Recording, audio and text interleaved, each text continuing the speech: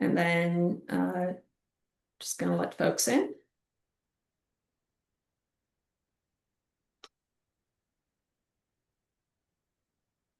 Hi, everyone. Happy Thursday. Just taking a few moments to let folks in, and then we'll kick off the session.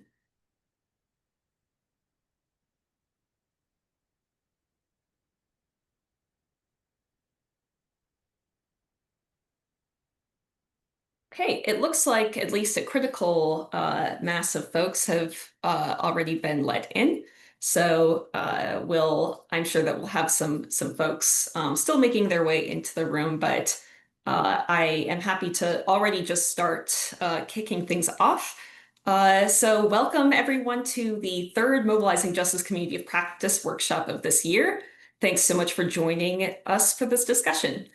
For those of you who don't know me, I'm Sophie Callahan, and I work for the Center for Active Transportation at Clean Air Partnership. And I'm very excited to be hosting and moderating today's session. Every time I host one of these workshops, it's a real pleasure to see so many returning faces, but also so many new faces log on to the call. And for anyone whose first time it is to the Mobilizing Justice Community of Practice sessions, I'd just like to extend a really warm welcome to this community. These workshops are designed as opportunities to share knowledge and explore strategies to reduce transport poverty and increase modal choice across Canada. So over the course of these sessions, we've had the pleasure of hearing from so many experts and practitioners who have provided really innumerable insights into the drivers, trends, and pathways to addressing transportation inequities in Canadian communities. But I think we all realize that this wealth of knowledge can't just sort of exist in a vacuum to make solutions a reality. Effectively communicating and mobilizing broader support for sustainable modes of transportation, and for more equitable systems needs to extend beyond just our sort of transportation and urban governance circles. And we know that this is non-negotiable if we want to enact tangible change. So in today's session, we have the pleasure of being joined by the team at Re.Climate, which is one of Canada's really major centers for research and strategy on climate change communications and public engagement. I really want to emphasize just how invaluable the Re.Climate team's market research and analysis is for anyone who wants to understand how Canadians think about climate and sustainability issues. And the Re.Climate team did not ask me to say that. I'm just independently a fangirl, self-admitted. And just one notable example that maybe some of you have heard of that I'm excited to hear more about today after our introduction portion is about their 5 Canada segmentation profiles that describe basically how different segments of the Canadian population perceive and conceptualize climate issues and solutions that I know they developed with the team at Eco Analytics. And I'm very thrilled that they agreed to contribute some of their time and expertise through a fabulous workshop that they've specially prepared for us that also touches on sustainable transportation issues. I'll just introduce them now, but we'll hold off for their workshop until our sort of classic intro components. From the Re.Climate team, if each of you just want to give a wave for now when I introduce you, we are joined by Amber Bennett, Executive Director, and Emma Bider, Resource and Training Coordinator. Amber is one of Canada's top climate communication strategists and capacity builders who works with groups across the country, bridging the gap between research and practice. She led the groundbreaking Alberta Narratives Project, if you're familiar with that, and supported much of the foundational work to pilot and build the Re.Climate team. And Emma supports research events and communities of practice, and she has a PhD in anthropology with a focus on community engagement with municipal governance and local climate issues. So both fit right into this community of practice. After their workshop, I'll also just be taking a few minutes to provide an exclusive first look teaser for a resource that we at the Mobilizing Justice team have had in the works for a little bit now, that we hope will be a valuable tool for practitioners and advocates here in accessing and communicating some of the critical insights from transportation equity research that is specific to the Canadian context. This will be our Fast Facts library on active transportation in Canada, which will be an interactive dashboard where you can access a curated catalog we've created of key bite-sized findings from original research articles from studies across Canadian communities from the last 10 years that speak to active transportation benefits and barriers, And we are very excited to be close to publishing that on the MJ site for you all. So as I said before we dive in, I just want to go through a few important introductory matters. So first, before anything else, let's begin with a land acknowledgement. While we are meeting virtually, TCAT acknowledges that the land on which we operate is the traditional territory of the Mississaugas of the Credit, the Anishinaabe, the Chippewa, the Haudenosaunee, and the Wendat peoples. These sacred lands are covered by the Dish with One Spoon Wampum Belt Covenant, an agreement forged between the Anishinaabe Nation and the Haudenosaunee Confederacy to peacefully share resources. At TCAT, we recognize that many Indigenous peoples are particularly vulnerable to climate change and will be faster and disproportionately impacted by its effects. And through our work, we're committed to disrupting ongoing approaches to uh, uh, um, to to governance that reproduce settler colonial relations and systemically exclude Indigenous people from policymaking. So as I mentioned, I represent the Center for Active Transportation at Clean Air Partnership, which is a nonprofit based in Toronto, and the organization hosts these convenings. We're also joined by several members of the Mobilizing Justice team. I spot Jamie Fisher, who has also kindly offered to provide some additional facilitation support today.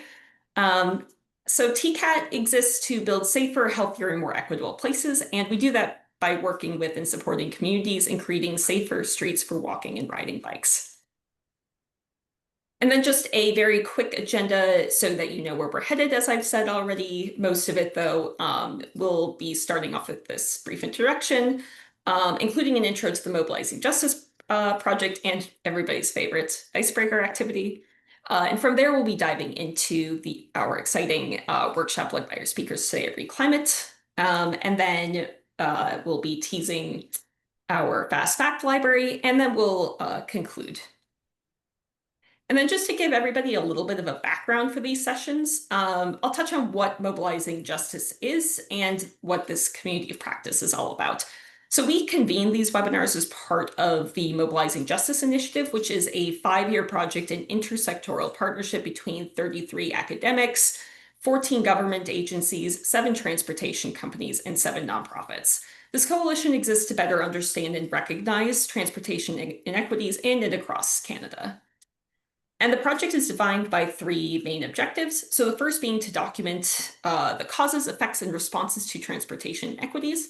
The second being to evaluate equitable standards and practices for practitioners seeking to increase transportation equity. And then to evaluate pilot projects and initiatives being implemented across the country, which seek to improve access to transportation for marginalized communities. And before moving on to our icebreaker, I want to touch on what exactly we mean when we talk about transport or mobility equity. We could dedicate an entire year of sessions to simply defining the concept, but we really like Jay Pitter's definition, who has worked on the Mobilizing Justice Project as a framework for grounding our conversations. Mobility equity strives to ensure that everyone, regardless of race, class, or any other social identity, is able to access safety, joy, and prosperity with dignity while journeying. It's not simply about moving people from point A to point B. Mobility equity is freedom. Now, for everyone's favorite part of the online sessions, we're going to be starting with a short poll to get a sense of where you're all coming from, what kind of work you do. And to join, I will be asking Jamie to kindly pop the join link in the chat, or you can scan the QR code that is on my screen right now. Or if neither of those appeal to you, you can go to menti.com and enter the code 5404-7392. So that code is 5404-7392. I'll just give you all a couple of seconds to join, and then I'll be flipping my screen share to go through that Menti poll together, and you can follow along.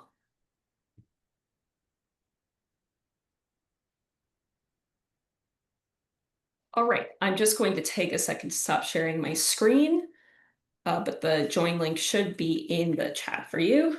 So I will be, I can see proof that you're all already diving in, which is fabulous. I'm just going to be resharing my screen. One moment.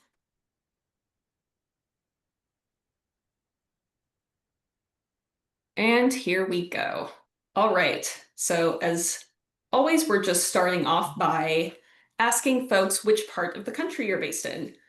I see today we have a real center in Ontario, but we also have some folks joining in from other parts of the country. See, yeah, got some more British Columbia representation, folks in Quebec, Nova Scotia, some more folks from Quebec. Great, and I'm sure we're just getting a few moments for people to be joining the Menti poll to be able to give their input. All right, looks like maybe we've hit a bit of a plateau in answers. So next, I would like to know what mode of transportation you work on, if you work in transportation.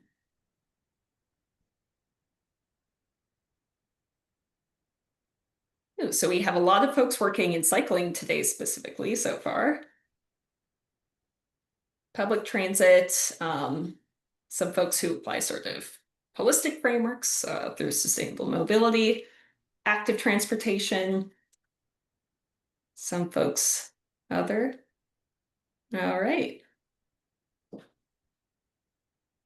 Got some folks who widely work in sustainable mobility. Fabulous. Lots of different topics to bring to the table.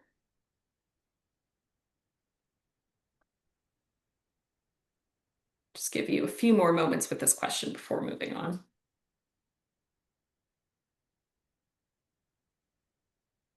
All right, thanks for your input.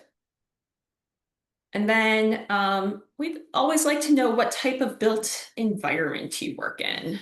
So are you somebody who works specifically in urban areas? Do you work in a variety of areas? Do you work more with rural communities, suburban contexts? Bring everything to the table. It looks like lots of folks aren't picky.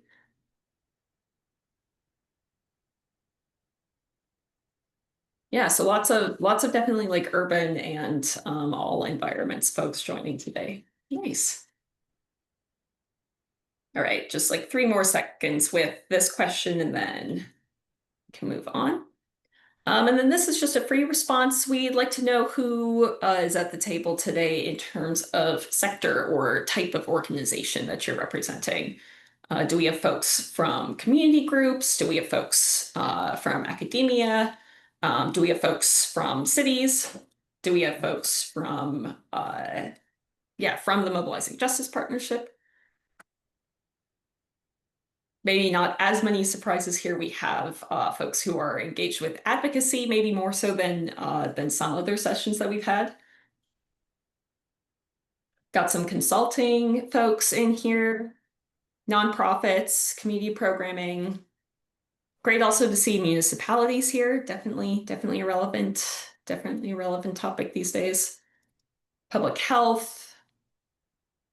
Yeah, great. Really a mix, but it's yeah, definitely compared to some of our last sessions, definitely more sort of advocacy group focused, which is to be expected, I suppose. Great. I'll just give 5 more seconds to input to this. All right, looks like we're got that. And then we want to know, have you ever attended a Mobilizing Justice CoP session before? Ooh, love to welcome some new folks. Great to see returning faces as well.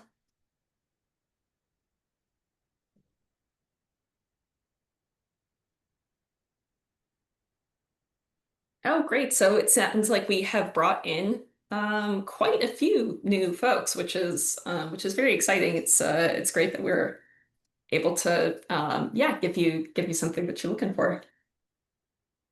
Okay. And then it is fall in the Northern Hemisphere, everyone. I don't know how you spent your long Thanksgiving weekends, but I had a delightful time taking my nieces apple picking. Tell me an autumnal activity that you're looking to do. I could have suspected maybe there were quite a few folks in here who would be privy to enjoying hiking or biking. It's definitely my favorite biking season. Um, Not as many crafters knitting something cozy or making a killer Halloween costume, pun very much intended. Picking something from trees or vines. And then I see we already have one person who's like, fall's not my thing. Bring on winter, like our friend Jack Skellington.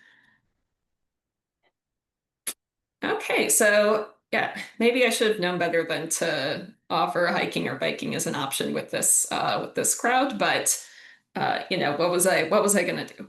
It's clearly strikes a chord. Fabulous. Okay, well, with that, I am going to stop sharing my screen, and then I'm very excited to hand things over to the Re.Climate team. Thank you, Sophie. Really lovely to be here. And full confession, I was the one person who's done with fall and wants to get onwards to winter already. Ooh. We're big skiers out here in Alberta, and so the mountains are already. We're seeing some snow, so everyone's excited in the Bennett household for sure to get out there and get on the hill. I will share my screen. Um,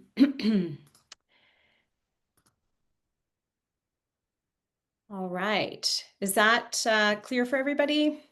We're good. Awesome. Okay. Well, thank you very much for having us today. I think we have about an hour together, and Emma and I will share some content. We always love these sessions because we get to learn a lot as well. So we've got a little bit about kind of trends. We've got some advice that we're always kind of iterating around how to deal with some of the challenges that we know you're facing. And then, as Sophie said, we'll do a deep dive on the five Canadas. We've built in some time for in this case, probably not discussion per se, but definitely some interaction using the chat. So I assume everyone is very familiar with Zoom, but we will use the chat to share with each other, and also we'll ask you some questions along the way. Okay, so in terms of just a little bit more background on Re.Climate. So for those of you who are not familiar with us, you can definitely find out more on our website, or you can follow us on LinkedIn. And we're based at Carleton University. We are a national center, and we focus exclusively on climate communications and engagement.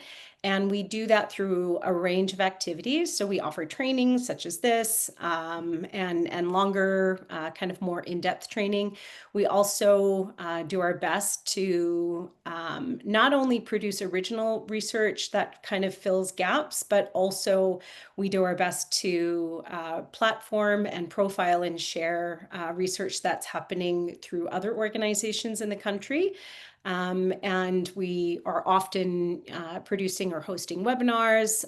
We have a blog, so there's lots. If this is something that you're interested in, there's follow us. And then we also do hands-on strategic work. And so we work with organizations one-on-one to support their leaders and to support their initiatives, to build support for them or build awareness, and increase understanding. So that's a little bit about Re.Climate. So you'll find us online. You can find us on LinkedIn. And then in terms of what our objectives for today, so like I said, we have about an hour. Happy to, we always like to kind of learn from you, and hope that you can also learn from each other. The topics that we'll talk about or cover are one, so understand the key trends that are reducing public engagement with climate change. Know some of the more effective ways that we feel, more proactive ways to challenge climate misinformation. And then also we'll cover the five Canadas. So how to use audience insights to adapt climate messages for different groups. So now I'm going to hand it over to Emma to take it away. Great. Thanks, Amber. So we're talking quickly about some of the current conditions that we are all facing as climate communicators. And just in case this is piquing your interest and you want to learn more, this is coming from our public opinion summary, our 2025 report. So I've just popped that in the chat um, in case you're desperate to dive into more public opinion. But the summary is that there is a decline in public prioritization of climate programs. This does not mean that people are not concerned about climate change. Rather, other more pressing or present issues are coming to the fore. This has been a fairly steady trend since the pandemic. And I'm sure all of you are aware, what with our challenging relationship with our folks, our neighbors down south, certain other things have taken priority, including our economy, right? So creating economic growth, this is related to this increase in belief that the oil and gas industry are important to Canada's economy. The need for economic growth, economic security has really surged in priority over the last 2 years. And this has taken precedence. It's certainly also been, uh, oh, there we go. It's certainly been capitalized also on around the sort of necessity of oil and gas to our economy, especially as we're trying to think about being more independent from the United States. However, there remains ongoing and really broad support for renewables and clean energy, and this has been steady. 77% of folks want more solar power, excuse me. 72 want more wind, and 77% want the government to prioritize development of renewable energy. So we're seeing what might seem like a bit of a contradiction in terms, but I think we can understand this in the sense of emerging and immediate problems that feel really urgent, that feel like we need to tackle them, with recognition that there still is sort of steady and underlying concern and support for renewables. And lastly, because this sort of connects to these emerging and urgent things, which makes all of these trends, important for us to think critically about, but also can seem somewhat incongruous, is the fact that there is increasing anxiety about extreme weather and climate impacts. So more impacts are happening. I'm sure all of you well, many of you have probably experienced them, whether you're in Toronto and experienced a flood 2 summers ago, whether you're in Ottawa like me and experienced wildfire smoke this year. I'm doing a project out west right now, and we found polling that said that 86% of folks in Saskatchewan and Manitoba were impacted by wildfire smoke and had to stay indoors. So these impacts are increasingly visible. And so the real critical importance is that we need to make sure that these extreme weather events that are causing concern, that are causing anxiety, are very clearly connected both to climate change and then to fossil fuels. So this is our context. Amber, if we could go to the next slide, please. So one thing that we find with these current conditions is that folks are concerned, but the connection between why extreme weather is happening and the actual causes of climate change, so fossil fuel emissions, that link is still quite tenuous. And so all of the policies or programs, say around transportation, for example, people are not necessarily making the link that reducing emissions from, say, public transportation by walking, by biking more, is actually going to help reduce the likelihood of climate impacts over the long term. So because there's this break between an understanding between those two things, this fuels and enables a lot of opportunity for misinformation. I think there's a lot of other contextual elements that we could get into, namely our online environment, the pace at which information moves, and also the increasing sort of global precarity and uncertainty that we're all dealing with that feels overwhelming. All of these are factors in misinformation becoming a huge problem for many folks in the climate space. So we have these sort of 5 super strategies that we think can sort of help to manage that. And then we're actually going to go through a case study that looks at how misinformation was actually sort of pushed back against, and a policy based on problematic information was reversed. So number one, focus on people and choices. In general, I think this is a Re.Climate special. Oftentimes, folks want to talk to the public. We need to talk to real people, and we're going to get more into this in the 5 Canadas. We need to tell local stories, and we should talk about available and effective choices. So this is not the time to be talking about net zero targets, or abstracted numbers, but talk about, say, for example, why public transit is effective for getting people where they need to go, and how they're being enabled to make the choice, for example, to bike, to walk, to use public transportation. Number two is to use narratives and stories. So as we will see, storytelling is a really effective method for conveying emotion, connecting to people's values. So thinking really hard about those people that you're going to be talking to and what they care about and what's important to them, and then telling stories that connect to those things is critical. Visual storytelling also, speaking of that online environment, is increasingly important. And I won't be able to, I don't think I'll share this Instagram video with you, but I'll point to an Instagram video in the case study that I think is a really good example of visual storytelling related to our case study. This is how people consume information. It's what they see most often. And so really important to keep that in mind, that increasingly now the videos, the photos are where you need to think about telling those important and value-oriented stories. Activating trusted voices is number 3. Oftentimes, when we're talking about any sort of policy or program that we're pushing, or that we're encouraging rather, politicians are often in the frame. Maybe some local, well-known environmental advocates.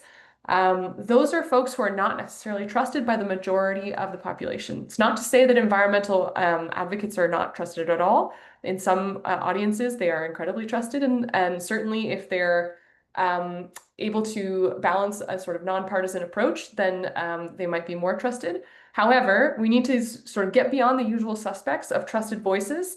That means featuring people who use certain spaces every day, like everyday bus users, for example. I'm thinking about buses because living in Ottawa, buses and transportation, big conversation. Scientists, doctors or nurses, frontline experts. So there's some fun videos I think that would be valuable, like bus drivers, for example. I'll use some other examples in the case study, but folks that we don't normally hear from who have real everyday experience on the issues that people care about, and who have expertise that is not sort of removed from the topic. So if there's a road being repaved or whatever like that, or a sewer being redone, like the person who is doing that work, who's in charge of that work and is on the ground, that is a voice that we don't hear about very much. Number 4, creating space for conversations. So this is, I think, a really important space where oftentimes we spend a lot of time sending out information, and there is less opportunity to actually generate conversation and dialogue. So by that, I mean, it could be as simple as having a conversation in your, say, Instagram comments or Facebook comments. But I think increasingly what we're seeing is people are hungry for sense-making opportunities. And this is harder to achieve when there's a one-way channel of communication. So for your audience external, having opportunities even to check in, have in-person meetings, have online, ask me anything kind of conversations, places where folks can engage with who you are and also ask questions and help make sense for themselves. I think about, and I know Amber and I are thinking about this a lot in terms of podcasts. So internally as well, I think the importance of this is to make sure that everyone is on the same page. Everyone in your organization may be a communicator at some point. So making sure that you're all understanding what the message is and who you want to talk to is really important. And last, be first, frequent, and familiar. So as best we can, we want to try and get ahead of the virality of potential misinformation. So making sure you have your stance and your facts. out there as first if possible. And if not, making sure that you are frequently describing what your position is, and that this is related to that activate trusted voices. You are familiar. You are embedded in your community. Things are normal. Oh, Amber, I think you just flipped your screen to something else. Oops.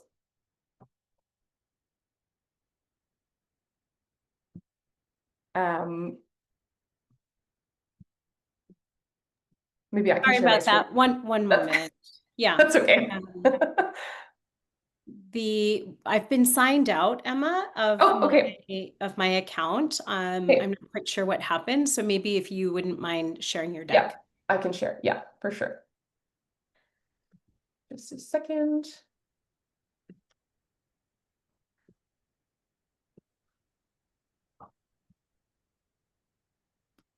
Okay. Sorry about that, folks. Last, as I mentioned, what we need to be doing is creating social norms. So making things like cycling, walking to work, and taking public transportation feel normal and familiar to folks. And so doing that in your communications by frequently talking about that, by sharing those different audiences and developing a familiarity with your audience is really, really key. So we're going to see how some of this is in practice, works in practice. So I won't bother with a raise of hands, but I have a feeling that lots of you are aware of the situation in Toronto where bike lanes where the Ontario government tried to remove protected bike lanes on Bloor Street, Yonge, and University Avenues in Toronto. I know that Halifax, Montreal, Calgary, and Edmonton also been having some bike lane discussions, so I hope this is relevant for all of you. The purpose of the bill that was passed to try and remove these bike lanes, it was stated, was to reduce gridlock and prioritize car traffic. So the claim was that these bike lanes were causing congestion, were hurting local businesses. What this does really well from a misinformation point of view is it hits on emotions. People hate being in traffic. It's super irritating, and they want solutions. So anger, resentment of people cycling, in some cases, presumption about who is cycling and what kind of person that is compared to them. It makes quick sense of a problem. It provides a seemingly self-evident, it feels right that something like bike lanes would cause more traffic, and it can confirm people's worldviews. I should be allowed to drive wherever I need to, and I should be able to do it in a quick way, regardless of what other people's transportation needs are. So there was a legal challenge to this bill, and this was led by Cycle Toronto. And in fact, it resulted in a successful court ruling that stayed the bike lanes from being removed. So this is an ongoing story. I think that the provincial government has recently decided that they will not necessarily, they'll keep those bike lanes and maybe have one longer on Bloor, if I'm understanding correctly. Anyway, so nevertheless, this was a huge victory for Cycle Toronto. So how did this happen? A few key things that I want to touch on. So the group of Cycle Toronto had a coalition that they created of local businesses. The local businesses they worked with provided customer and receipts and data showing that cycle infrastructure actually benefited them by bringing more foot traffic and shoppers. Really importantly for this particular group, they also discussed how their minds were changed about the bike lanes. So it offered the opportunity for people who are watching these things to say, oh, it's okay if actually I change my mind. I don't need to feel like, these folks Cycle Toronto is open to people having their minds changed about this because they show business owners saying, yeah, I thought these were going to be a bad idea. And then I actually saw the data and I saw it with my own eyes, how it was helping. So actually, I believe now that they are important. That's really important. Second, they had parent groups and educators talking about school safety, talking about how students were really were allowed to be safe while cycling. And these were two really clear allies that helped Cycle Toronto mobilize petitions, reach out to media, have good rallies. They also had a crack legal team, which was, not something that everyone can achieve, but so these two allegations that bike lanes were leading to traffic worse and hurting business, that coalition, because it was not the usual suspects of trusted voices, or sorry, excuse me, not the usual voices speaking about cycling, this enabled Cycle Toronto to change the story. Not only that, but people already currently, and this is not me speaking in my opinion, but I think it's fair to say that there's a certain public persona that the premier, who is the face of this particular campaign, has in the public. And so they were also able to use some of those characteristics that define sort of what we understand or think about Doug Ford and really prioritize, like, make that prominent, right? So things like maybe not doing things according to evidence as much. Or making policy decisions based on personal feelings, that kind of thing. Another thing that Cycle Toronto did really well was enable a sticky fact, which I thought was great, which was more Torontonians have been killed in traffic collisions than homicides in 2024. That's a sticky fact that stays in your head, and really emphasizes the scale of the problem. So in this way, Cycle Toronto was able to use frames of common sense and safety, as well as fiscal responsibility. They also had a really fast, frequent, and reiterating familiar story they shared on social media all the time. They talked to people who are not just like recreational cyclists who use bike lanes. They platformed food couriers and talked about how delivering food to people's houses with bike lanes ensured their work safety. So I'm going to stop there, but the last thing is they're still talking about this. Just because they've successfully ensured that those bike lanes are not going to be removed, they're still doing this and they're still using creative videos. There's one that was really fun where someone is riding their bike, and as they're riding down a bike lane, there's a ticker going up about how much it's going to cost to remove that. So I encourage you to take a look. But in this way, using trusted messengers, reframing the story as good for safety, evidence-based, and fiscally responsible, doing this repeatedly. This was, I think, a really good case study for how they were able to successfully mobilize support to prevent getting rid of these bike lanes. There you go. This is our final sort of our big story. So we have a discussion question now, which is, what strategies have you used or could use, do you think, based on these 5 strategies, that successfully push back against climate misinformation or apathy? So we'll invite folks to the chat. Yeah, I think that just given the numbers here, if there are things that you've done in your own work, or that you have seen, that around in particular this topic, just pop it into the chat, and if you're willing to go on camera and share, we'd be happy to have to listen to what you have to say. So yeah, kind of looking at some of the key strategies that you've used or could use to push back on. I guess in this case, bike lanes is what we've highlighted, but there may be other aspects of transportation that you're working with, EVs or electric buses, that kind of thing. And I do want to note that there was an article that I quickly took a look at, that was popped into the chat here on understanding support for cycling infrastructure through moral foundations theory. So that's super interesting. Yeah, so happy if anybody wants to share something that they're working on or something that they've seen that kind of tweak their interest or seem to resonate with some of the topics that we've covered. Hi, is it Zvi? Yes. Thank Great. you. Yay. Hi. So I'm calling from Montreal. We're in sort of the peak of our municipal election campaigns. And I've been doing some door-to-door campaigning for a number of people. And it's really shocking how much attention bike paths are getting actually, and how much hostility from certain people it's getting.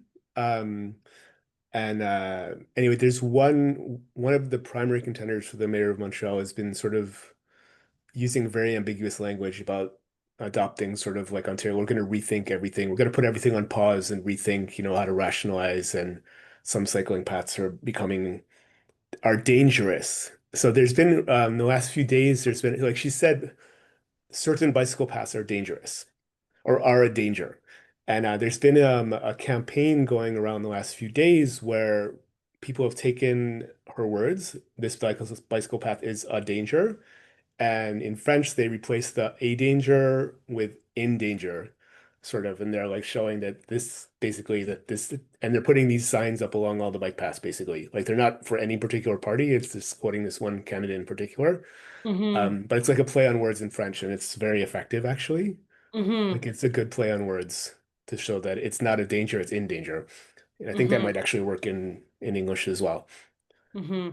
So Super interesting. Yeah, and thank you for sharing. I mean, I think that if in the conversations that we have with folks across the country, bike lanes seem to be the tip of the iceberg, or there's a wedge, as it were, and really between this kind of change. And so it's like anything that is seen to threaten or increase traffic. It's kind of a real battleground between, climate folks and car folks. And so I think partly what we see is, when you look at what happened in Toronto and the way that they, mobilized new messengers, that they provided stories, but also evidence. It really, and the kind of need for a constant drumbeat. Sometimes we've kind of fallen into the trap where we think, oh, we won it. It's won and it's done, and we can move on. But I think, if anything, at the moment, there's a real need to continuously be engaging and talking about the benefits and the benefits to a broader segment of the community, and the value that infrastructure brings. So, thank you for sharing that. I see that we have Eric here. If I could just maybe add really quickly, I think another really important piece is that people tend to see bike lanes as an urban or like an inner urban problem, but being able to broaden the coalition to the suburbs. I see someone in the chat mentioned there's a rural active transportation collaborative that wrote a message. I think that's really powerful too, to break down that urban-rural divide that I think so many times is wielded against some of these policies. Excuse me. Go ahead, Eric. Yeah, I think this is kind of under the category of new voices. Is what I've been working on for several years is reframing bike lanes to be bike and roll lanes and focusing on people with disabilities and seniors who use power wheelchairs and mobility scooters, that is three and four wheel mobility scooters of the kind that, the seniors sit on and go to the grocery store and all over the place, focusing on them as one of the groups of people that benefit from high quality, safe bike and roll, smooth bike and roll routes. And part of this narrative that's come out is that the benefit for people who ride bicycles is that you end up with higher quality, smoother facilities if the city staff are forced to take the input from their seniors advisory committee and from their accessibility advisory committee in designing their routes. They can no longer put the ridiculous bumps in that we've just experienced with one of our suburban municipalities here.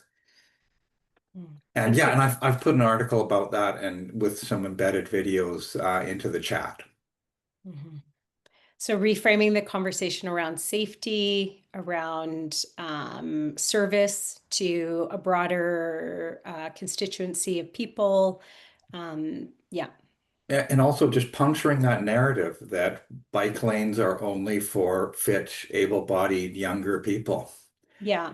And doing that without featuring the outliers and the seniors, because there are 90-year-old seniors riding around on bicycles in Victoria, Hmm. but most people over 80 are not riding bicycles. Hmm. And I think that this is an important point, because the function of misinformation really is to reframe climate policy to be fringe. right? So the function of misinformation is in many ways attempting to frame climate policy and climate programs as serving only climate people. And that they are really, and that climate people are fringe and that they're not the majority. So doing what you can to show and showcase the majority, often super majorities of support that exist for infrastructure, showing casing, children and increasing safety for children and increasing, the benefits to businesses, seniors, et cetera. And being able to kind of bring their stories and their those people into the conversation, and doing our best to just kind of strengthen the social norms for certainly for elected officials who are almost always hearing from a well-organized group of opposition, is something that kind of doesn't matter which issue you're talking about, is a core strategy. I just wanted to touch on, I feel like Eric, the group you're thinking about is, I believe the acronym is MAML, Middle-Aged Men in Lycra. Yeah, so I know, it's very sticky. It's been in my brain for a long time. So yeah, I think the challenge is really to like break down some of those like easy acronyms, like as you mentioned, like the sort of us versus them dynamic. And yeah, like Talan mentioned, like having a 10-year-old talk about like what they know about congestion and how they love to cycle, and getting those people out who do not fit the frame that has been constructed by these sort of misinformation narratives is really key. Awesome. Okay, well, I think with that in mind, we could move over to the next part of our presentation. And Emma, I'll just get you to, yeah, I'm sorry, folks, that you saw pictures of my children. I was suddenly logged out of my account, and so everything shut down. Uh, they're very adorable, but not quite on topic. All right. So, as Sophie had mentioned, and maybe some of you are familiar with, we did a piece of work last spring with Eco Analytics, which is a research institute, research nonprofit, looking specifically at a segmentation of Canadians. So these kinds of segmentations exist in other places. You might be familiar with the Six Americas or Britain Talks, which is out of the UK and Climate Outreach. We did a deep dive, and the researchers, Eric LaChapelle and his colleagues at the University of Montreal, did a large survey that looked at both kind of attitudes and what people's beliefs about climate and energy transition are, but also coupled that with a social values and political values. And so what we have is something that's kind of more durable and over a longer period of time. So I think it's worth saying that this is not the work that we'll be going through isn't a segmentation based on what people think, but rather on what they care about and what their values and concerns are. So I think that the segmentation was something like 6,000 Canadians or so. There's lots more detail available on our website, as well as the Eco Analytics website, that will give you regional breakdowns and more details and crosstabs. All of the data is accessible for you, for those of you who are interested. And Re.Climate followed up with a series of focus groups with the segments afterwards. And so what I'll be going through is kind of a combination of both what we learned through the survey itself, as well as some of the insights that we gained through the focus groups. So Emma. So basically, I think if you are doing this kind of work, as I have done for a number of years now, you roughly always get about 5 segments in Canada. In this case, This mirrors a lot, very similar to work that we've done in BC and Alberta, and it rings true to me. So what you'll see is that there's often people who are on the outsides, and in this case, progressive activists, fossil fuel conservatives. I think what's new and what's interesting about this particular segmentation is that we have more detail now about who are those people who kind of sit in the middle. And so I think the other point that's important here is that we've almost entirely shaped our conversation about climate and energy transition. It has been shaped by progressive activists and tailored to progressive activists. And we'll get into a little bit more about what they care about. The other part here is that we've spent a lot of time worried about fossil fuel conservatives. So they really are, I would say, shaping the narratives around opposition. And what's important here is that those two groups only represent about 30% of Canadians. You've got more than half, 70%, who either through how they think or feel or their worldview, their values, don't fit into either one of those camps. And so civic nationals are about 20%, and I think that's worth us paying attention to. We have not really been including or shaping a climate or an energy transition conversation for civic nationals, and we'll talk a little bit more about them. Think of centrist liberals as Mark Carney. It is the conversation that he is leading within the country. And then you have 30%, and this segment kind of exists no matter what topic you're looking at, of the disengaged middle. For the most part, they're just kind of disengaged politically. Either they're not interested in politics, or this is not the issue that is front and center for them right now. So next slide. The next few slides we'll get into more detail, but in this is just a mapping of kind of where these segments sit. So if the higher you are, the kind of more concerned you are about climate and environmental issues, the lower you are on the y-axis, the less concerned you are. So you can see here, progressive activists and civic nationals are very engaged. They're very concerned, and they care a lot about environmental and climate issues. Fossil fuel conservatives, this is not what they're concerned about. This is not their issue.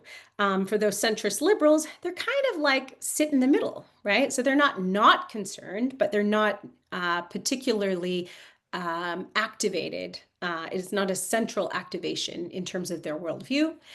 So that's kind of the up and the down part. And then from side to side, the quadrant there, you'll see that the kind of left-hand quadrants are progressive worldviews. So these are folks who are particularly concerned with equity, with social justice issues, versus more conservative worldviews. So this is folks who are more attuned to authoritarianism, and more kind of conservative social values. So this is kind of where the segments map out. And again, what I would point out is progressive activists and civic nationals have a very similar levels of concern. But what's important here is that their values are quite different. So progressives are progressively, their values are progressive, whereas civic nationals are more conservative. Next slide. So in terms of who are these folks? So for progressive activists, it depends on actually where you are in the country. That segment will be bigger or smaller. But overall, they're about 15%. I think that this particular slide was for Manitoba. So ignore the 24%. In terms of the national population, they're more about 15. And so these folks tend to be more urban. They tend to be younger, female, upper middle class, university educated, a bit higher income. Probably that is Emma, and that's probably Sophie, and maybe many of you who are on this call. They're least car dependent. So for you, in terms of working on sustainable transportation and clean transportation, these are your people. These are the folks that you need to activate. They're your champions, and they will be, those are your core supporters. They tend to work for nonprofits and in the public sector. They're very politically engaged. So when you ask them to do something, they show up, and they're engaged locally and civically. They are strongly oriented towards egalitarian and progressive values. So I think that this is the segment where you see a lot of social justice and climate are, for them, intertwined. There is no separation between climate justice. It is climate justice for them. Not everyone thinks that way. They're concerned about, so I would say that many of the concerns for all Canadians are similar. What I would point out here is that, exactly this last point, for this particular segment, social justice is kind of a core concern for them. And they are unsurprisingly most likely to vote for progressive political parties. Next. So civic nationals, I think, are very interesting. So across the population in Canada, they represent more like 20% of the population. So that it's actually a larger segment than progressive activists. And one of the core differences here is that they are they have socially conservative values. They're more likely to be older, female. They have a lower than average income, high school, community minded, and they value service to others. They are civic. These are the women who are running church dinners in communities. They're on the PTA. These folks are involved and they're active in their communities, and they value being active in their communities. They value community service. They are relatively car dependent, mostly because this particular segment tends to be more suburban, more rural. And they are very engaged in activities or hobbies that tend to be in nature. So think about hunting, think about angling, think about gardening, think about hiking. That's, you should have a picture come to mind when you think of someone from this segment. They're politically moderate, so they're not necessarily, they would put themselves in the center. And they have a mix of egalitarian, but also conservative worldviews. So they might be concerned about women's rights, but they're also concerned about immigration. And they're concerned about, traditional values, so family values. So I think that when we tailor our conversation to progressive activists, we are alienating civic nationals who are less concerned about social justice issues. For this particular segment, think about talking about nature. They're highly concerned about climate change, and they're willing to be engaged. We ran a pilot with an organization, and partly, it was very interesting. When you ask them to get their friends out to vote, when you ask a civic national to get their friends out to vote, guess what? They do, and they turn up. So when you think about the way that we might engage them, it's very different than how you might engage a progressive activist. I would say for them, the concerns, are not dissimilar from, many other Canadians. However, they're more concerned about immigration levels than other segments. Next. Centrist liberals, I mean, really, like, Mark Carney is the poster child for a centrist liberal. They're kind of balanced in terms of their gender. They tend to be higher income. They identify as middle class. I think how you might, the characteristic in this case is that the economy is working quite well for them. Thank you. And actually, we don't need to do too much. Whereas progressive activists want to change the system, centrist liberals are like, no, you know what? The system's working for me. I'm quite happy as it is. These are the folks who are thinking about economic solutions to climate. They're thinking about technological solutions to climate. They're quite politically moderate. They're slightly left of center, so they'll have progressive values. But they're favoring free markets, and they do favor immigration. So they're not they're kind of like happy with the status quo. But we're gonna like innovate and tinker our way towards climate solutions.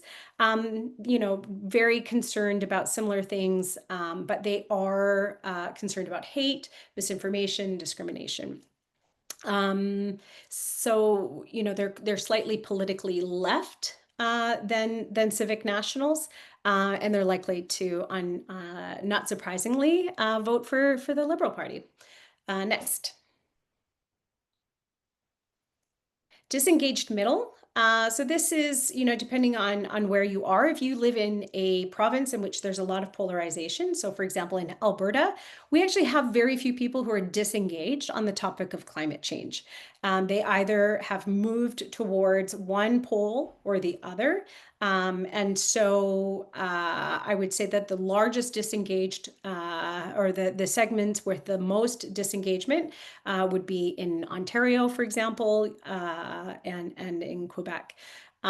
So, there's no particularly strong demographic indicator here, other than they tend to be more likely to be people of color, and they may be more religious, and may be active in religious communities. They tend to be work more in public sector. They may belong to unions. Their concerns are, for the most part, not dissimilar to the rest of Canadians. However, they may be more concerned about artificial intelligence and the impacts that will have on labor force and the economy. But also they may be more concerned about conspiracy theories, not necessarily that they're activated by conspiracy theories, but concerned about the impact of conspiracy theories on kind of public discourse. I think what really is the kind of defining or most interesting characteristic of the disengaged middle is that they're not politically active. Less than half of them will vote. Less than half of them intend to vote, and they're really concerned about issues of affordability, about social services, and whatnot. Next. They're very hard to reach is also, I think, the point. So in terms of our overall advice, they're probably the last segment, or the second to last segment that you would want to be focusing on, because they're very difficult to reach and activate. Finally, fossil fuel conservatives. Image in your mind, think of trucker convoy. So this is a person whose identity tends to be shaped by the actively opposing climate action or energy transition. Tend to be more rural, more likely to be male, more likely to be white, more likely to be slightly higher income, definitely car dependent. They're unsympathetic or actively opposed to the environmental movement. They have a strong disposition or predisposition towards authoritarianism, hierarchy, and nativism. They're concerned with globalism, right? So it's the global elites. It's why is the UN, influencing policy and programs in my local community? So they're concerned about, World Economic Forum, socialism, and AI. And they're more likely to vote conservative. So that's kind of like an overview of who those segments are. I would say that there's a lot more regional detail available online. And we also have a number of kind of good summary publications that also give you insights into, what media they're consuming, how best to reach them, and framing and engagement. Next slide. So in terms of who they trust, I think the important part here, it's a very small, I realize small dot. So again, this is available. But I think what we're seeing and this is a trend that is similar to most groups, is most people are getting information and trust their peers and their family. This is a symptom or a kind of result of how information is shared and brokered and who shares it. And they kind of shift from institutional trust to people trusting personalities. But almost all segments trust most their friends and family. Next, and what you'll see kind of in the high bar here is quite a bit of trust still in doctors and public health officials or public health care providers. And then now you'll start to see kind of a spread. So in the top, progressive activists are still, they trust ENGOs, they trust scientists, but you'll see the fossil fuel conservatives, that's that kind of dot that's farther below on the scientists. They don't really trust scientists. They don't trust those experts. They trust real people and the expertise of real people. And if you look at kind of who trusts oil and gas companies, you'll see a flip. So we see progressive activists least trusting of oil and gas companies, whereas fossil fuel conservatives are most trusting of oil and gas companies. Next. So kind of as a final takeaway in terms of like what we're doing, I think the idea here is we're not necessarily trying to move people from one segment to the other. This is a values-based segmentation, and it's based on people's worldviews. And it is very unlikely that how we our values will actually change. Maybe through some life events, you have a baby, you go through, a really traumatic experience, your values might change, but for the most part, they're kind of baked and fully baked at around 16 or by your late teens. So the idea here is that we need to meet people where they are. We need to show up in the places and the spaces and talk about the things that these segments care about, not imagine that we're going to move somebody from, being a fossil fuel conservative into a progressive activist. All in all, our general advice is to not spend precious resources trying to engage or change the minds of fossil fuel conservatives.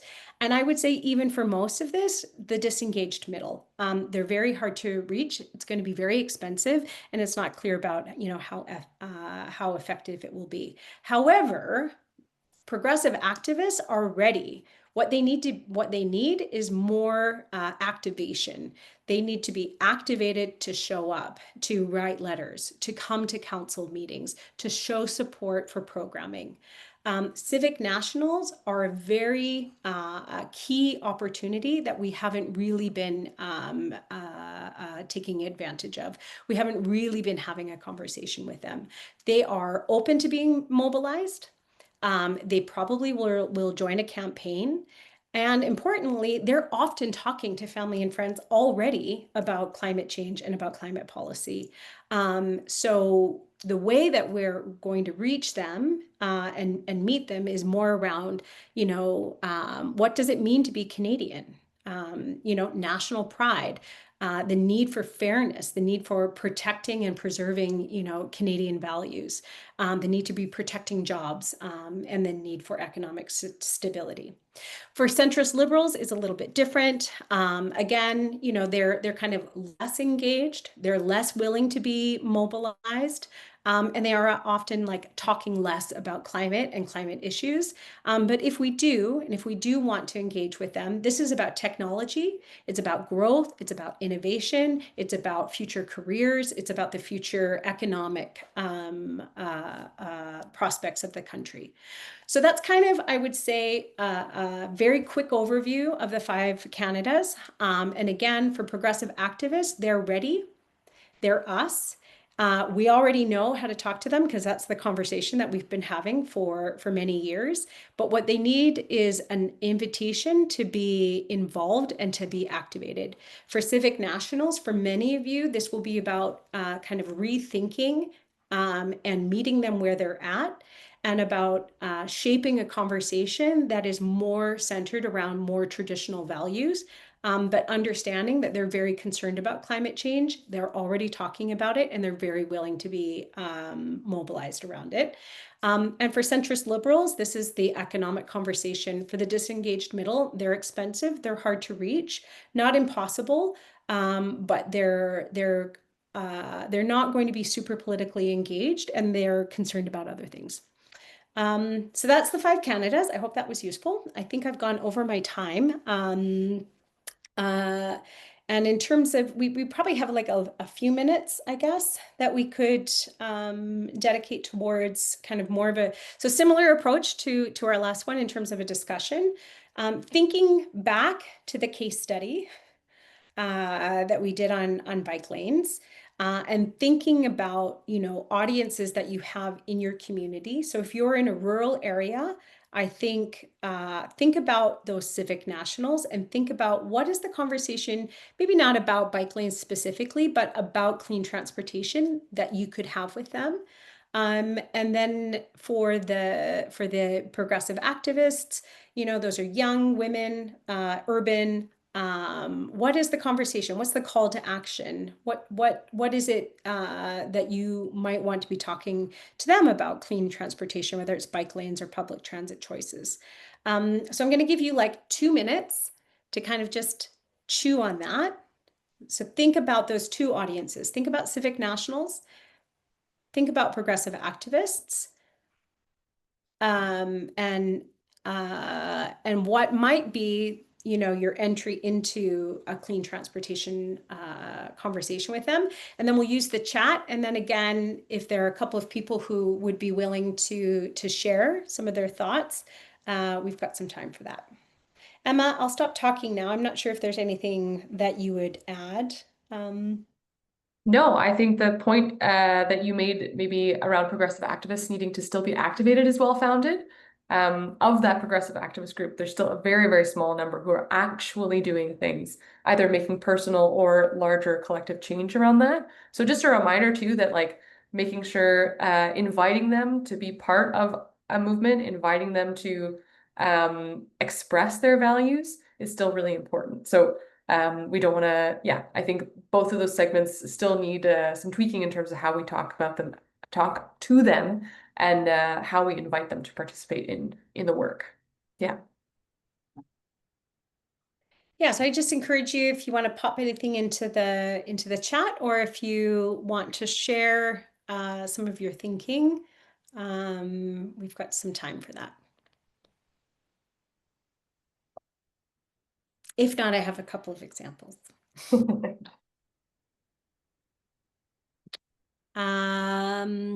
Yeah, comment here from Taylan, interesting and depressing. If by age 16 it's all hardened, then what do we try?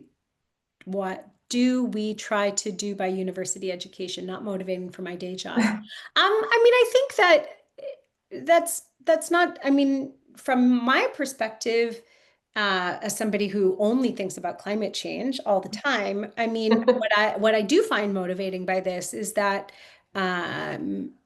there is a lot of common value and concern around the protection of nature, the protection of water, and the need to act on climate change. So some of the research that we didn't share here, does show that as a common ground, wanting clean energy is a common value shared amongst most Canadians. Also, the protection of nature and water is a common value shared even among fossil fuel conservatives. So I think what we're asking you to do is to imagine that we're not changing how people view the world and what they fundamentally care about, but that the invitation for us is to do the work to shape the conversation around what they care about. Yeah. I do also think that university can qualify as one of those like life-changing events. So I have a friend I organize with who was planning on going into the military until he took this one radical, awesome military history class that totally changed everything. And now he organizes with me on climate stuff. So not to say that that is the norm. I think Talon is someone who also works and teaches at a university. We can't get them all, but just to say that like having incredible educators model that and blow people's minds, like to me, I would qualify that as one of those places where it can happen that the lights, click on and things change. So Awesome. There's a great story here from Jason. After two cyclist deaths in Saskatoon in 2023, I mean, it's not an awesome story, but it's an excellent example. I'll rephrase that. There was a shift in messaging around active transportation towards public safety. So it seems to have been more effective in reaching a much broader and likely more conservative audience. Instead of thinking about the elite cyclists, the discussion became safety for everyone. And I think that this can easily be extended to public safety and climate. Yeah, perfect. Great example, Jason. Yeah. it's a space too that we're not talking about in very much. Like we talked about lots of anxiety around impacts. We're still like that conversation is still not happening, connecting how we can protect our own health, for example, and public safety by reducing emissions, et cetera. Yeah. The V says here, not directly climate related. Everything's related to climate. Offering more mobility options. So giving people freedom, choice, liberty, excellent reframing. Cycling infrastructure is also extremely cost efficient, but people seem to believe that is very expensive. So it can be harder to make that argument. Yeah, I would say writ large across the country, the tensions between real estate that's given to bike lanes versus traffic. It is not well understood how bikes and moving people onto bikes relieves traffic congestion. So that is like a kind of a baseline information and awareness. And then the other point that came up in Emma's case study is around how bike lanes are actually have a positive impact on business and local businesses is also not well understood. Because it's seen to be like it's the story is like, oh, well, you're taking parking spaces away from potential customers. So I think those two pieces around misinformation, that in that kind of strategy around getting there first and frequency is important around bike lanes. But this point around offering freedom, offering choices, offering more choices for more people, super important. Will you be sharing our slides? Yes, we will be, Mark. And we can pop into the chat here a section on our website that will give you two webinars in detail where the researchers have showcased the work and are talking about it. It also will give you a link to kind of a blog and additional materials. So I think I'll stop on this section, and then do we have a couple of minutes just for any questions that people might have overall about any of the content that we've shared? Yeah, absolutely. All right.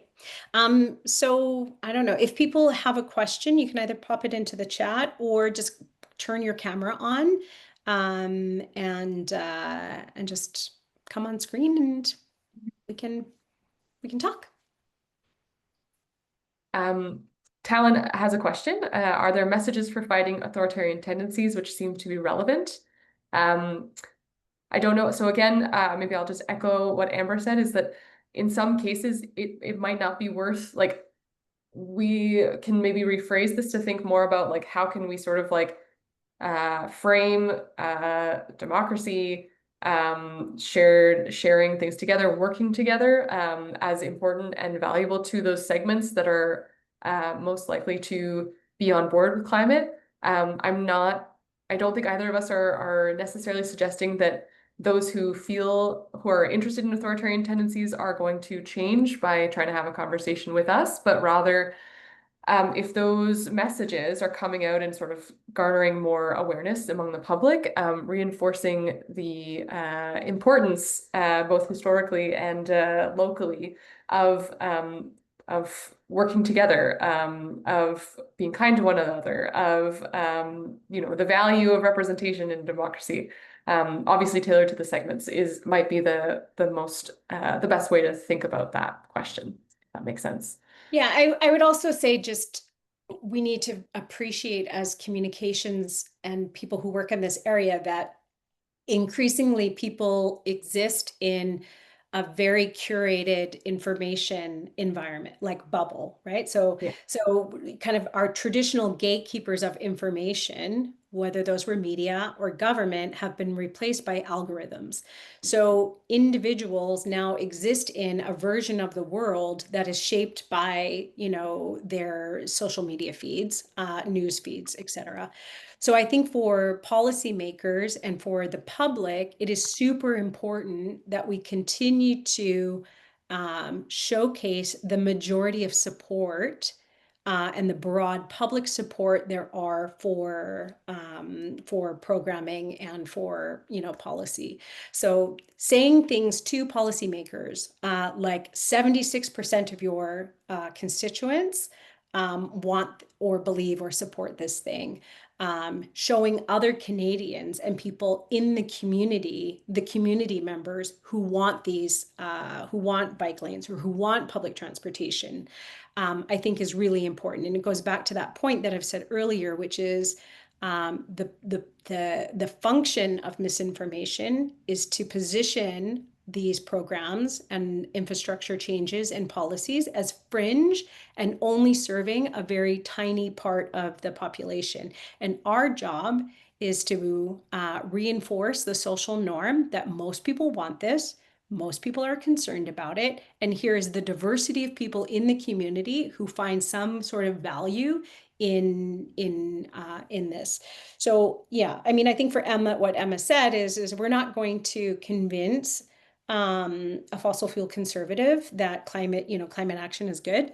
But what we can do is, get there first with all of the other audiences and reinforce to community members that there's a lot of support and for different reasons for the work that you're doing. Yeah, I was just gonna say, like, this is a moment where first, frequent, and familiar is like really, really key. And I think I've mentioned this in a couple of trainings now, so Amber's probably heard this before, but a great example of this to me anyway is the New York mayoral election race and the campaign run by Zoran Mamdani. Just as an example, he recently had a video being on a New York bike share bike in the bike lanes, waving to people in their cars, talking to people on the street, and he is in place, he is talking to regular people, and it's a familiar, and he's been doing this over and over again for months. So I think that's a really good example of like the one benefit around this authoritarian sort of narratives is they have to be abstract because we don't actually have, thank goodness, concrete in-person local examples of that happening in our communities that is positive. So emphasizing, as Amber said, those local, like refreshing, here are just folks talking to folks, pieces is powerful. Yeah, a great question here from Jason. Is there a way to lessen guilt by association when messaging for civic nationals? For example, I am a LGBTQ ally, pro-immigration, etc. How do I bring a civic national on board with the climate issue without alienating them with my progressive values? I think that this gets into a little bit about how relationships are built, but kind of high level, I would say there's lots of common ground by talking about, nature, about talking about the need to protect nature, the value of nature. There's lots of room to talk about the need for civic engagement, the need for serving your community. There's lots of room to talk about, what you love about Canada or what you love about your community. There's lots of common ground, and I think the advice is to start there rather than starting with, the issues that we know will be less engaging for them. There's lots of people here. I'm not saying that they're kind of racist or, you know, like that is not, I don't want to kind of give you the impression. It's just they're not activated by those values. They're activated by, you know, another set. And there's lots of common ground that progressive activists share with civic nationals, and not least of which is your concern about climate change and the need to do something about it. Your solution bucket will just look a little different, that's all. Yeah, just as Wonderful. Oh, sorry, Emma, I'll let you add on to that, but then I'll just flag that we're running low on time. Thanks. yeah, sorry about that. I was just going to add, Jason, as an example, a really good friend of mine, she's a lesbian, she worked as a journalist, and one thing she always told me about how she sort of broke into conversations with more rural folks in the area was to talk about their love of fishing. So this was like a very good entry point and speaks to exactly what Amber was saying. All right. Okay, Sophie, we've said too much. No, I didn't want to cut out such an engaging conversation. Amber and Emma, thank you so much for all of your time and insights. Yeah, even just based on the conversation you've been having with folks and the feedback in the chat, it's clear that this is definitely a topic that a lot of us are thinking about. And I think it's, yeah, as something that's, I think, really valuable about the thinking about segmentation, the way that you framed it is that pointing out that these are relatively stable ways of thinking about how to reach different audiences and something that will continue to be relevant. Yeah, so yeah, thank you for sharing, agreeing to share your slides as well. Participants, I would welcome you to keep putting your thoughts and questions, even if the conversation is wrapping up, and there's always opportunity for follow-up. And yeah, thank you so much.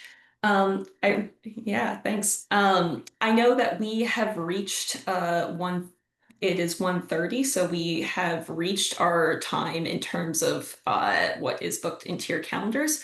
Anybody who is still available to stay for an extra 5-10 minutes, we will be going through the just like a quick snapshot look at the new Mobilizing Justice resource that's going to be coming out on active transportation fast facts for you to mobilize. If you do need to hop, no worries. This recording will still be on YouTube to be able to view afterwards. And also, as we've said, the tool will be live soon as well for you to be able to test.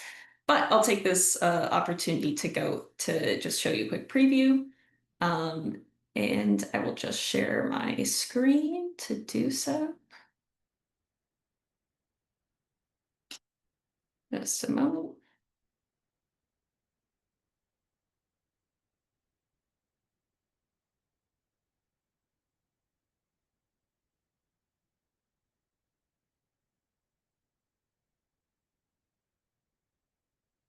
Sorry, I have too many tabs open from you all sharing such interesting articles in the chat.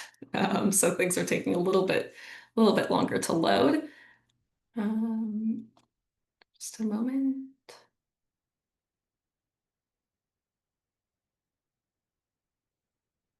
Here we go. Can you all see my screen? I assume that no news is good news. Excellent. Thank you so much. Great. So I'm just going to be going through a very quick preview of some of the work that Nancy Smith-Lee, Kara Engelin, and Aya Tcat, and several members of the Great Mobilizing Justice team have been working on the soon-to-be launched Active Transportation in Canada Fast Fact Library. So as Amber clocked, I suppose I would fall into a progressive activist segment in saying this, but I think a lot of us recognize active transportation as an inseparable component of the transportation equity equation. And of course, interested in demand for science communication resources on sustainability issues for practitioners definitely isn't a new thing, but as Re.Climate's case study illustrated, and I think as a lot of us know just from experience, the past year has provided a very clear example of this demand in the transportation world. So in the context of provincial pushes like Bill 212 in Ontario and sort of mimicking efforts that are emerging in Alberta and Nova Scotia to roll back progress on cycling infrastructure, uh, we started getting a lot and continue to get a lot of requests for what exactly the evidence base says about active transportation and its benefits or barriers to realizing full benefits from multiple different angles so that folks can try to communicate to different audiences. We were getting these requests directly from media.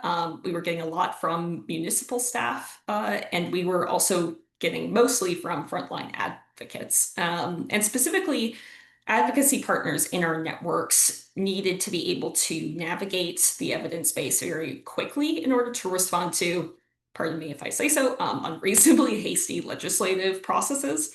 And we're also desperate for evidence from studies that were specific to communities in Canada. There were folks getting a lot of pushback or at least like dismissal if they pointed to evidence about active transportation that was perceived to only come from outside of Canada. So what we did was we scanned over 240 peer-reviewed research articles published since 2015 with keyword combinations of Canada and then active transportation and related phrases. And then we whittled this down to a list of about 60 articles to create a more curated library. We prioritized studies that were Canada specific and actually in most cases Canada exclusive that dealt with person level data. And then we further refined selections using criteria like relevance to non-academic audiences, research quality, and redundancy. We access these through the Community Scholars Program portal and Google Scholar. And then we also consulted Mobilizing Justice's own bibliography and the excellent Stuckless Consulting Active Transportation Benefits Research Tracker. If you know about Stuckless Consultant, Jamie Stuckless's great resource on this, you'll note that there are maybe some similarities in what I'm talking about with this tracker.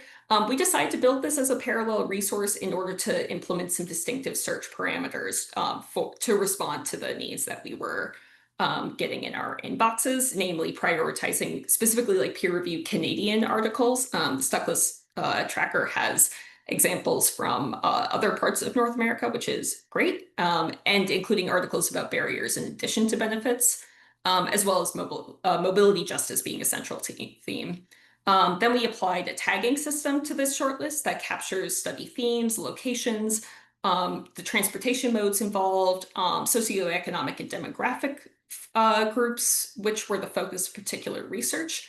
And then for each article, we crafted a maximum 2-sentence description of one or more of the article's key takeaways that would be relevant for transportation equity advocates and practitioners outside of academia specifically, or for media. Our aim with crafting these key takeaway summaries was to maintain a balance between keeping what we anticipated advocates in our network would benefit most from gleaning from the article concise enough to easily integrate into written or presentation media, while also trying to do our best to maintain enough about the study to preserve critical context and precision about the findings, so not trying to overly simplify things to lose accuracy. And then I'll show you how we turn this all into an interactive dashboard. My most massive shout out and thanks to Baby Fisher, who has done an amazing job programming this dashboard.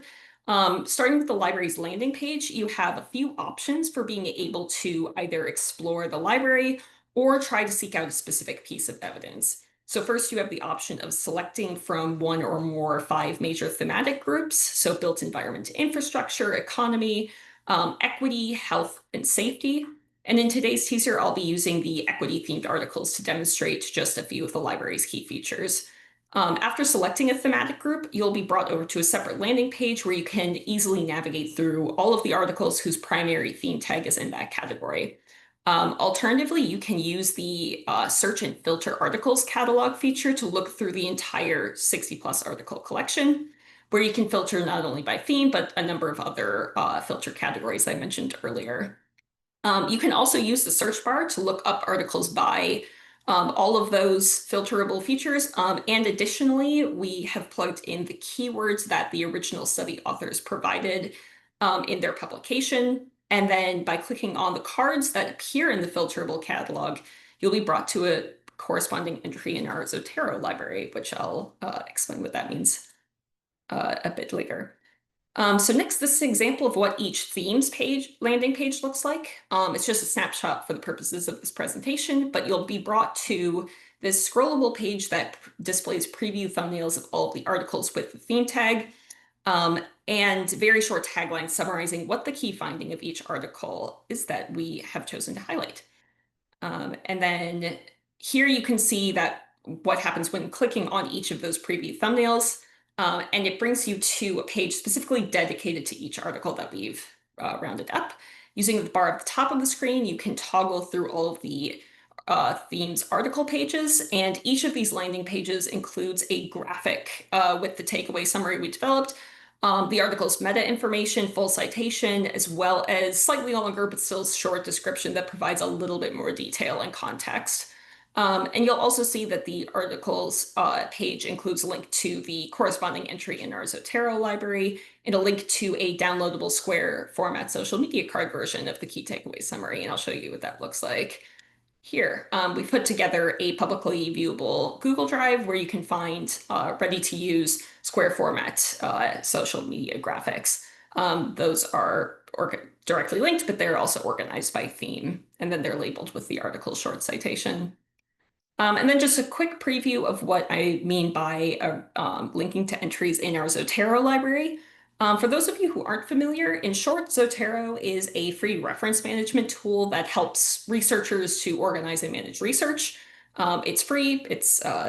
Yeah, anybody can use it on either like there's a desktop app version or just on Windows version. Basically how it works in a nutshell is that you can save research articles, book chapters, websites, and organize them in a library.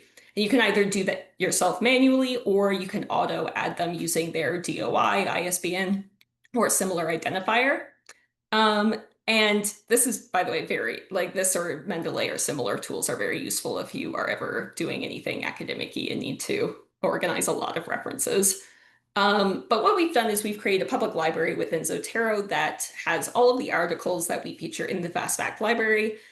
So they are very easily like extractable and usable, or can be built into a bibliography easily for those of you who want to use them in research or in writing.